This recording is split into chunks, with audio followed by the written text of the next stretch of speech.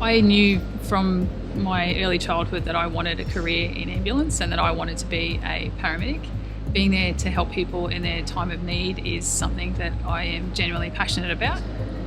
I had some hurdles in my development to get into QAS. I suffered a stroke at the young age of 20, so I needed to overcome some of those challenges first. I chose James Cook University because of their ability to be flexible with their delivery options. They could provide a fantastic model of being able to study the dual degree of the Masters in Business and Administration and the Masters in Conflict Management and Resolution entirely via distance. It was definitely a big decision to undertake a dual Masters and work full-time in such a dynamic environment. I've been working for the Queensland Ambulance Service now for 13 years, and I aspire to operate in an environment of leadership and in various management roles across the organisation.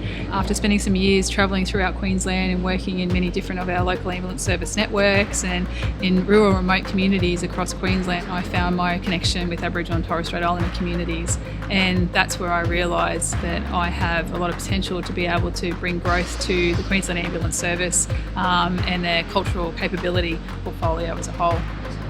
One of the great things I found with the curriculum of JCU's dual masters was be able to take things immediately out of my learning and apply it to my real world on the job, and that was of great benefit to me. I love my job as a paramedic, and I love my job in the space of particularly cultural capability. I look after our Indigenous paramedic program, and I'm blessed to be able to have that portfolio.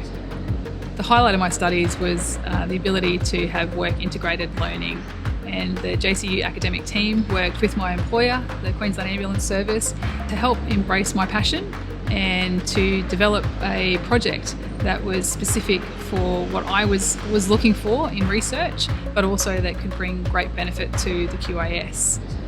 One of the key findings out of the project was to ensure that when we are developing training in cultural capability, that we are using our First Nations people throughout that process and understand the needs from the front line.